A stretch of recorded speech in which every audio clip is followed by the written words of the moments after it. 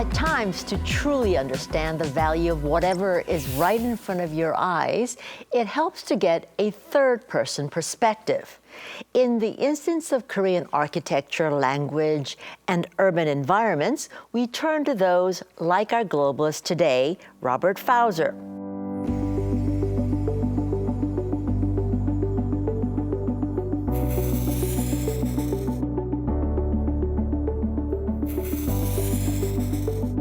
Since he first set foot in Korea more than 40 years ago, he has studied, written about, and called for preserving Korean traditional houses and urban neighborhoods.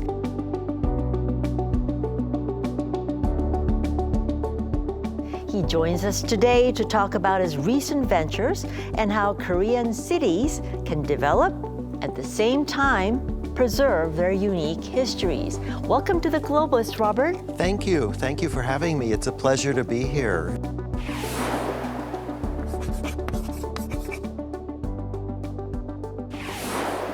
Now, you are very well known in Korea as an urban explorer. Right. So explain to us what that is. There are different definitions, but basically an urban explorer is somebody who takes long walks, usually with Korean friends, many who study architecture, that kind of thing, but I take long walks and look at neighborhoods and kind of stop and have coffee or dinner or something like that on the way. So it's looking at different neighborhoods, but not from a perspective of going to famous places, but just looking at the entire area, almost as a sort of ecosystem, like an urban ecosystem. All right, so example, if you're taking a walk in Seoul, Right. as an urban ecosystem, what do you look for? What do you find? Well, you look for how the streets are organized, the age of the buildings, what kind of businesses are there. So the age of the buildings will tell you about the area, how new it is or old it is, how long it's been there, how it's changed.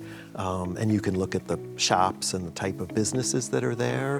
And of course, a lot of older neighborhoods in Korea have markets. And some markets have done well in reviving themselves and attracting customers again, and others have not. So you can kind of judge or look at the health of a neighborhood from the type of retail and markets that they have there. Usually it's ideas for writing, and sometimes I incorporate those ideas in books that I write or columns or things like that.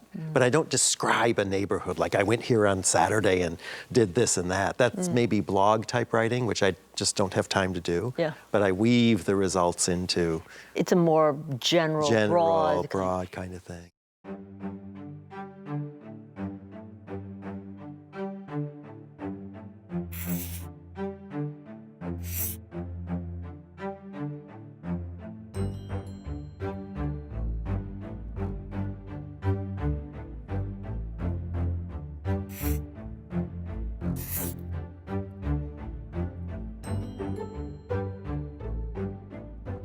So you're well known in Korea because you do that a lot of Korean neighborhoods, and Korean cities. I mean, we said you were first set foot 40 years ago in Korea. Right. What drew you to become an urban explorer of Korean neighborhoods? Well, it's kind of complex because when I first came to Korea, I came as a language student, but I did have some friends who were studying Korean architecture, a Japanese friend, for example, and in the 1980s, he and I would take walks in Korea. I remember going to Seochon in the 1980s before it became a tourist site.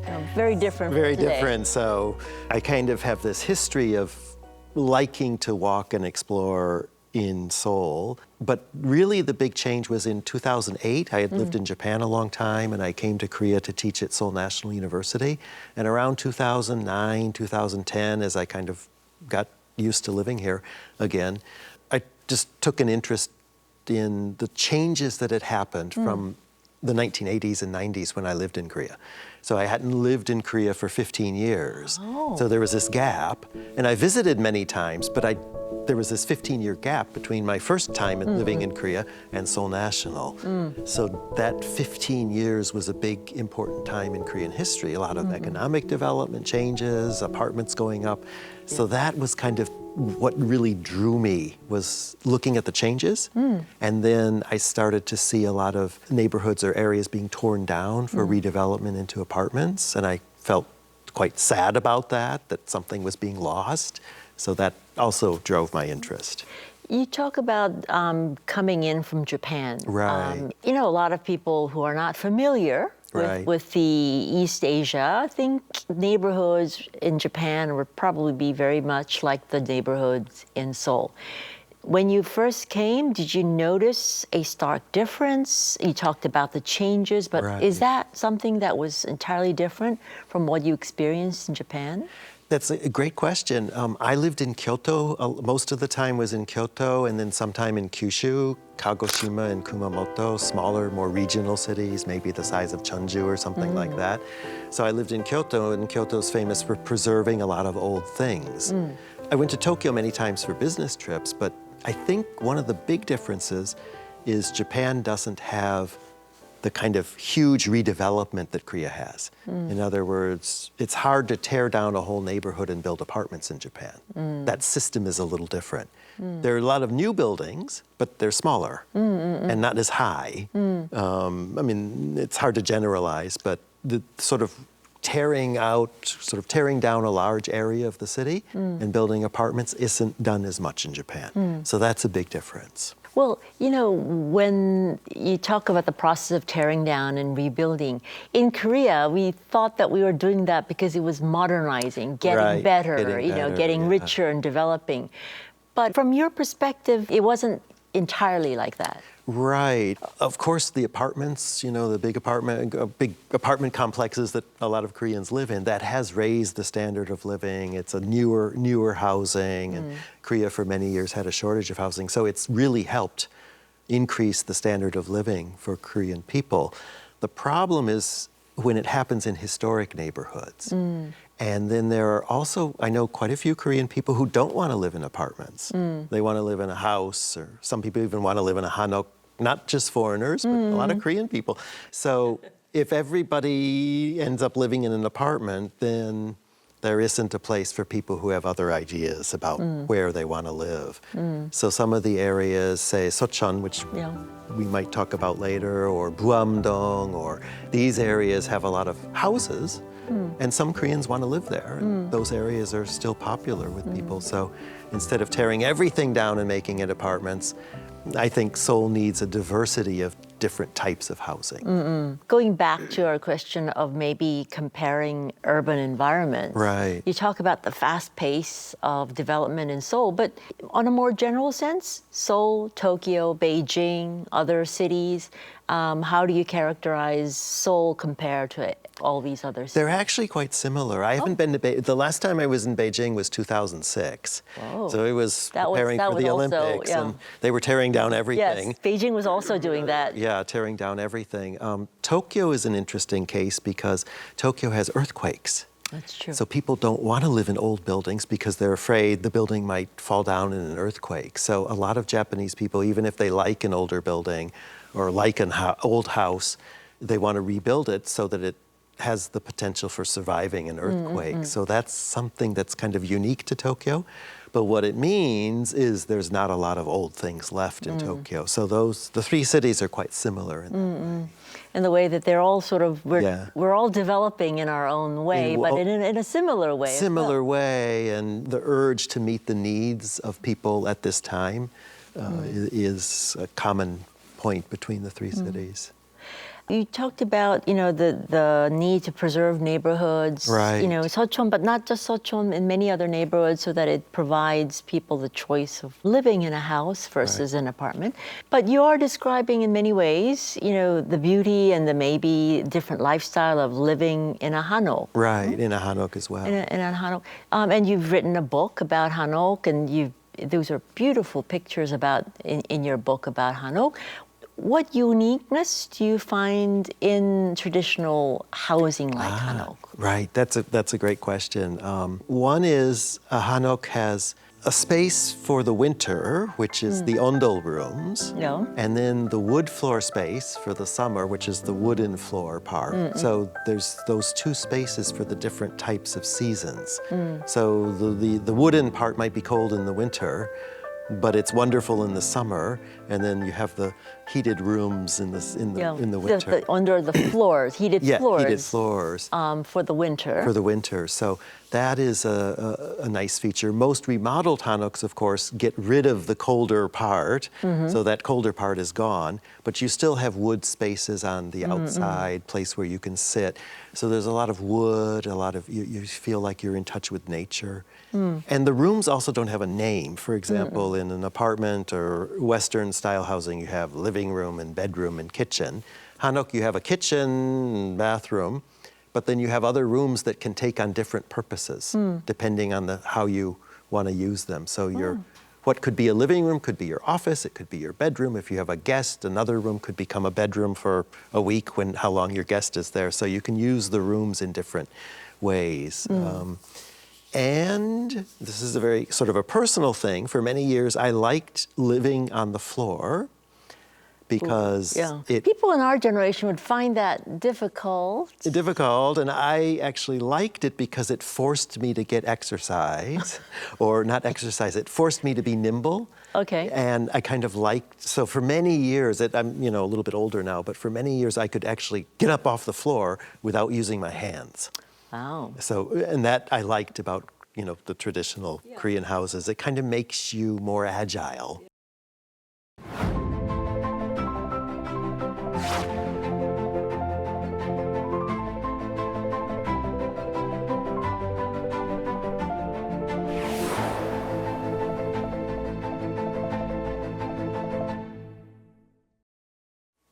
So your recent book is called Right. Why Cities Preserve History. Right.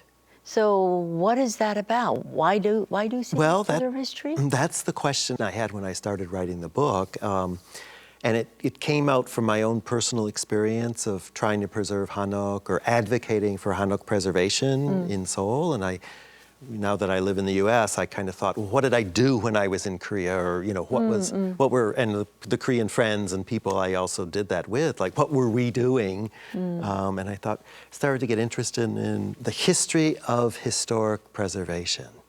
Like, when did this start? Why did people do it? Where did their energy come from? So it started with my own experience. So the book covers the history of preservation in different cities over time. And the big transition was the late 19th century. Until then, most preservation was related to religious structures, churches, cathedrals, temples. So that's why we still have a lot of temples in Korea, because they were preserved. But in the late 19th century, they started to change to secular things, leaders, military figures in the West. And then in the early 20th century, they went from monuments or houses where famous people had lived to areas. Again, the ecosystem idea. So that was the big transition. So an example of that, maybe if you tell us about your favorite neighborhood in Seoul, Seochon. Seochon. So is that an ecosystem? If you view that neighborhood as a kind of an ecosystem, and then you think you want to preserve the neighborhood, what people, from a perspective of preservation, you want to preserve the streetscape, you want to preserve the scale, and from a sort of urbanist perspective, you also want to preserve local businesses. Of course, that'll change. People get older and things change. But you want to try to preserve the neighborhood as a place where people live. So that is what drove that book, is why do people want to preserve cities? Where does that energy come from? Well, that's a very appropriate book for this modern time, because people are thinking about why you want to live in a city and what cities are about. I mean, the whole concept of a city is changing. Right.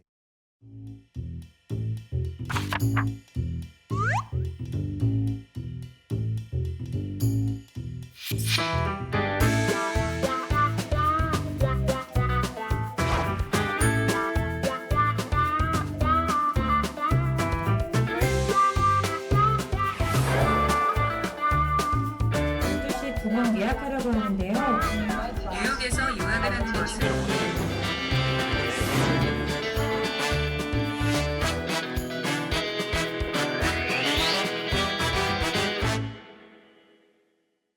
Now, you wrote this book in Korean. I did, yes. Korean language. And you're a linguist. I mean, your Korean is, I don't say it's better than mine. 'Cause Probably that would question a lot of people about, Yeah. well, how bad is her English? But it's because your Korean is very, very good. You also write about Korean language. Right, yes. And the learning of it, the preserving of it, the future of it. Right. What drew you to the Korean language aspect? Well, that's again kind of a long story, but to make that long story short, I majored in Japanese language and literature in college, and that was in the early 1980s. And Japan was booming, the big bubble, blah da da da da, that time. And I had some Korean students. There were some Korean students in my Japanese classes, and I befriended them, and they were learning Japanese really easily. It started to drive me crazy. So maybe I first befriended them to try to get some tips. About learning Japanese? About learning Japanese. But I later found out that the languages are close in a lot of ways. And as time went on, some of them said, oh, you've struggled with Japanese. Japanese is hard. Since you've struggled with it, why don't you learn Korean? And I thought that was a great idea. So I came to Korea and learned Korean from 1983 to 1984. So did you find Korean easier to learn? Oh, yeah. After learning Japanese? Oh, much easier, yeah. And, the connection is the word order, of course, and certain grammatical features. But the really big thing that made it easier was the Chinese characters. Japanese has these Chinese characters, and there's a way to switch how to pronounce them in Korean. And once I had that down, my vocabulary just exploded. And vocabulary is a big problem for a lot of, learners of Korean. Forget the word, or they think the words sound the same. So there's that issue, but I didn't have that problem because of Chinese characters. Well, some people say actually that confuses them even more because of the Chinese characters and how they're pronounced differently in China, in Japan, and in Korea. I didn't have that problem, but I can see where they would think that. So you also had the experience of teaching, then you went on to teach Japanese students. Korean. I taught Korean to Japanese students. Yes, so you've actually taught people what you went through. Yes, which is a wonderful experience. You found you were better at it because you went through the process yourself? Much better than teaching English, yes. Really? Why? Well, because I had a concept of I had an empathy with what the students were going through. When I taught Korean to the Japanese students, I was able to predict the difficulties they would have with Korean. English, you can do it intellectually, but because I'm a native speaker of English, it was You've never really gone through the process of learning that. English. And also the sort of care in preparation. Native language, I would prepare class, but always from a point of view of how to make it interesting. Whereas when I taught Korean, I would, of course, try to make it interesting, but I would also check things quite carefully because I'm not a native speaker. And the process of checking actually helped me improve my Korean. So I was kind of teaching Korean, but also learning at the same time. One thing that the Japanese students have trouble with Korean is the pronunciation. It's not just the Japanese students. I think anyone that's trying to learn Korean, pronunciation would be a difficulty. Any good tips? What I found is for certain sounds, hold a paper in front of your mouth. For example, the ga, the paper shouldn't move, but ka, where you have a kiok sound, the paper will move because there's wind coming out of your mouth. So and look in the mirror because lip rounding, 보도하겠습니다, 보도. You should really have a lot of lip rounding. So I don't think all these different tips teach you the lip rounding. They don't teach you lip rounding, but because English speakers will sometimes mix up and o, that's the lip rounding is the secret between the two. And Japanese people have a similar, they don't have the sound. They have fewer vowels in Japanese. So I would say looking in the mirror is a big help. The intricate differences are difficult to really pinpoint and teach, I would think. Yeah. Like my name, G-A, is an entirely different aspect, but I tell people, just say the letter A. Yeah. And that's fine. That's and I just live with that. Teaching a foreign language today seems almost useless because it feels like we are entering an age where where machines will be able to translate, communicate, whatever we want them to communicate for us. Yes, I mean, that's what people say. And already in the US, you know, the young students in high school or something, they all use Google to do their homework. And I'm sure the Korean students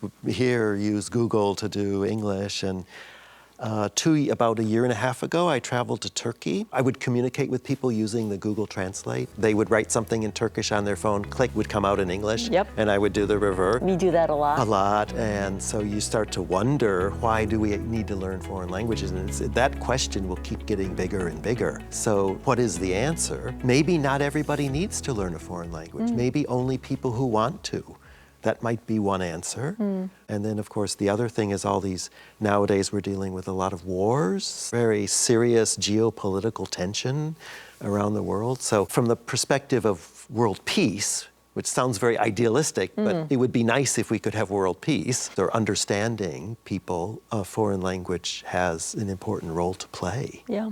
And that, I think, more than ordering a hamburger or talking with somebody in the sort of tourist type level, to understand different cultures, I think that might be the future of foreign language learning. But does everybody need to do that is the question. Yeah. So that's an interesting question educators will have to deal with. Yeah. It's interesting you point that out, because the desire to learn a foreign language really has to be there. Has to be there, yeah. And I've looked at statistics, and for example, we're talking in English, but French, German, a lot of foreign languages, the new learners of French, German, Spanish are sort of going down. They're going down, yes. But yes. I'm seeing that Korean, which really was not popular as one of a foreign language, is really going up. And Yes, it's like yes. one of the top 10 new foreign languages people are wanting to learn. And I think Right. that is not because of the need necessarily, but the desire. The desire, the interest. And that has to do with K-pop, IT and K-pop closely wound up together. So this image of Korea as being an interesting place. And a lot of people learn Korean because of food. That's always not mentioned. But when I taught Korean in Japan, I would ask the students at the beginning, about a third was Hallyu at that time, because that was Bae Young-joon era. 연사마. Yeonsama era, because their mother liked Yeonsama or something. And then another third was food, and then another third was all kinds of personal reasons. Yeah. So the food is another thing. But yes, people are interested in what Korea is offering or what Korea is sending out. So that's why they're interested, rather than some practical reason where they have to learn Korean or something like that. And it's leading to a lot of foreign students wanting Yes, to yeah. come and study in Yeah. Korea. Do you find that when you go around the world and you say you're a fluent Korean speaker and and you're an urban explorer who has experience in Korean urban cities, that they want to know what you know? Oh, yeah. Especially Japan, which is kind of interesting. People will ask me all kinds of questions. And you'll see people, for example, I've seen it quite a few times in Kyoto. Somebody who is, say, at the reception will be studying Korean. And, I will say 안녕하세요 or something like that just to teach, But you have people studying Korean. And then when I went to Turkey, I met a former student of mine who is fluent in Korean. He said a lot of Turkish people are learning Korean too. So it's really sort of spreading, and people are interested, yeah. Well, you now reside in Rhode Island. I reside in Rhode Island. Are you already planning your next book? Yes. What is the next book about? The next book is not about cities or that kind of thing, but it's about the history of the transmission of writing systems.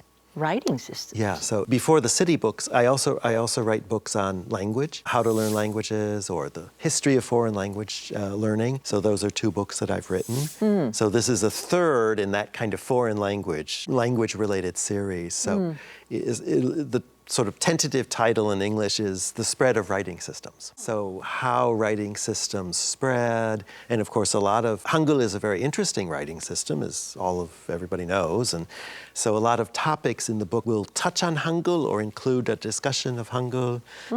So it's that's my next book, and it should come out sometime next year. Well, looking forward to it. Yes, thank you. Come back when you do that. Thank you. Yeah. And that's it for me. I'll be back next week with another globalist who's putting Korea on the map. Sun Ji out.